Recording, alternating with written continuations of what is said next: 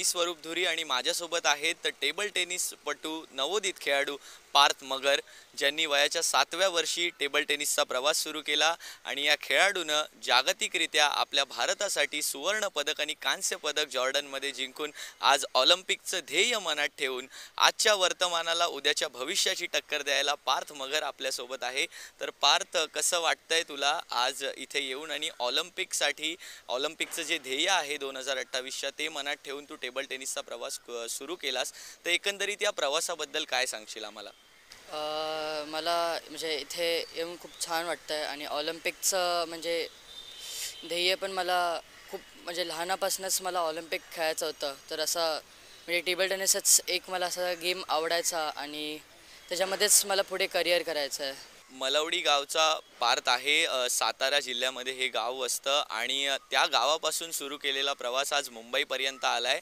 जर अधोरेखित करायची बाब म्हणायचं झालं तर वयाच्या 10व्या वर्षी कलकत्त्याला जाऊन तिकडे जाऊन दिवसाला 8 तास ट्रेनिंग पार्थनं घेतलंय.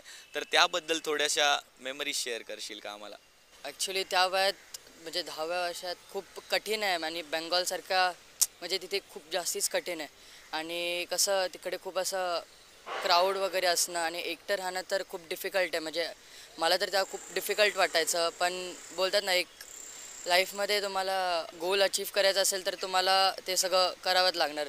शेवटी तुम्हाला तिथपर्यंत पोचायचं तर मग तुम्हाला काही अडकू नाही शकत मग. नक्कीच. पार्थचे बाबा सुद्धा आपल्यासोबत आहेत. तर मी तुम्हाला विचारू इच्छितो, 2021 मध्ये महाराष्ट्रासाठी त्याने पदक जिंकलं होतं. तर त्यावेळेच्या काही आठवणी आहेत? ज्यावेळेस तो 2021च्या पूर्वी जो कोविडचा काळ होता, कोविडच्या काळामध्ये पूर्ण जगाचं टेबल टेनिस बंद झालं होतं आणि त्यावेळेस आमच्याकडे टेबल टेनिस खेळण्यासाठी कोणतंही साधन नव्हतं. पण त्याच काळामध्ये मी माझ्या गावच्या टेबल टेनिससाठी म्हणजे गावच्या मुलांसाठी असा एक छोटा टेबल घेऊन दिला होता. म्हणजे छोटा म्हणजे एक साधा टेबल होता आणि तो टेबल मी गावी पाठवला होता.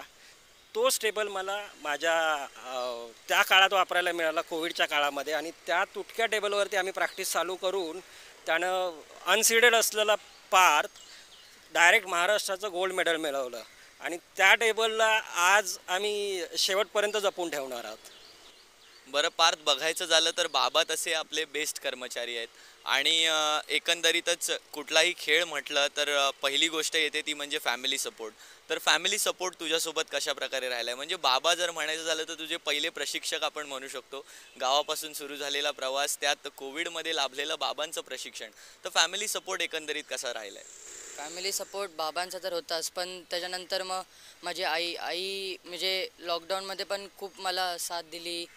दररोज सगळं डाईटच्या प्रमाणे सगळं जेवण. आत्ता पण जरी बघायला गेलो ना, सकाळी प्रॅक्टिसला मला ब्रेकफास्ट सगळं डाईट टू डाईट, लंचला पण सगळं डाईट, थोडं पण इकडे तिकडे नाही, सगळं टायमिंग टू टायमिंग. त्यानंतर मग माझ्या कोचेसचं पण येतं. म्हणजे स्टार्टिंग कोच सौरभ मोहिते, आकाश कासार, जॉर्ज सर, सौम्यदीप रॉय आणि आता रिसेंट रवींद्र कोटेन. आत्ता हे सगळे माझे म्हणजे सगळे जुडलेलेच कोचेस आहेत. तर यांच्यासोबत एक फॅमिली म्हणून राहणं खूप चांगलं आहे. आणि खरं तर ही बाब खूप महत्त्वाची असते की प्रशिक्षण कशा प्रकारे लाभतं. कारण जर पाहिलं झालं तर आता अंडर 17 मध्ये पार्थ खेळतो आणि जे यश त्याने मिळवलं आहे आत्तापर्यंतचं ते खरंच वाखाणण्याजोगं आहे. पार्थ, ज्या वेळेला साताऱ्यामध्ये तू सराव करायचास, ज्या वेळेला सुरुवात होती, त्यावेळेला कधी वाटलं होतं का की इथपर्यंत आपली मजल जाणार आहे आणि या शिखरापर्यंत पोचायचं, हे ध्येय कुठेतरी मनात ठेवून चालत होतास का? हो.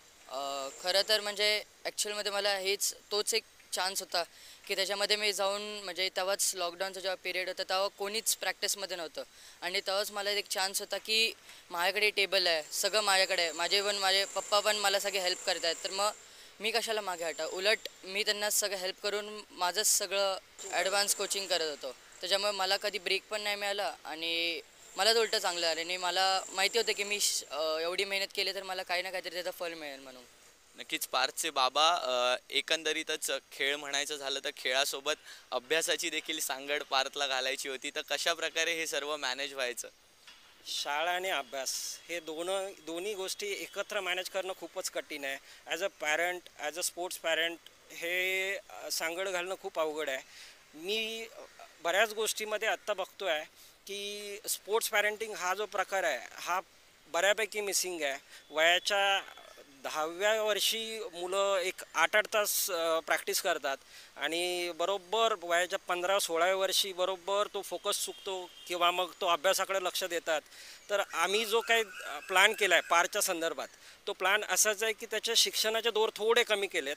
असं नाही की पूर्ण बंद केलेत, शिक्षणाचे दौर थोडे कमी केलेत आणि खेळाचा जो अभ्यास आहे तो 70-80% चालू केलेला आहे. आणि त्यामुळे मला खात्री आहे आणि त्यांच्या पूर्ण शिक्षकांच्यावरती खात्री आहे, पार्थवरती खात्री आहे की तो आपल्या देशाचं नाव रोशन करेल, माझं नाव रोशन करेल आणि त्याचे तो गोल अचीव करेल.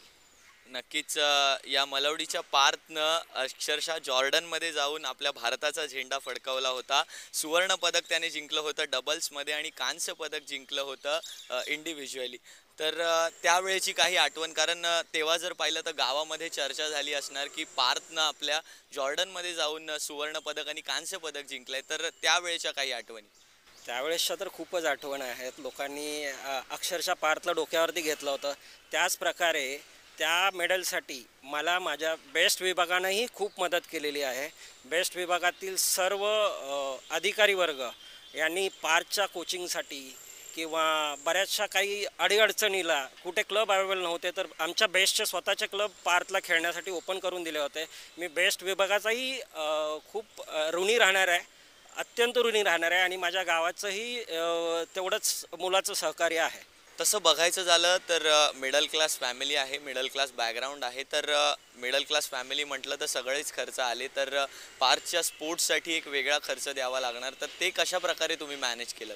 हा खूप महत्त्वाचा आणि मोठा प्रश्न आहे. म्हणजे माझ्या सामान्य कामगाराला आत्ताचा जो स्पोर्ट्सचा जो खर्च आहे तो अंदाजे महिन्याचा नाही बोललं तरी एक 70 ते 80 हजारापर्यंतचा खर्च आहे, मंथली खर्च आहे आणि तो सामान्य कामगार करू शकणार नाही. पण पार्थमधलं कॅलिबर बघता असे बरेचसे अदृश्य हात आहेत की जे पार्थच्या पाठीवरती आहेत. ते स्वतः पुढे नाव देऊ इच्छित नाही आहेत, पण तरी मला अशा प्लॅटफॉर्मवरती येऊन मला त्यांचं नाव घ्यावं लागेल.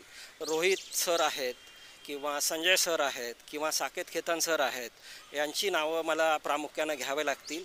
मी त्यांचा खूप खूप खूप आभारी राहीन. त्यांनी माझ्या पाठीमागं असंच उभं राहा याची अपेक्षा आहे. नक्कीच पार्थ, तुला असणार आहेत शुभेच्छा येणाऱ्या ऑलिम्पिकसाठी.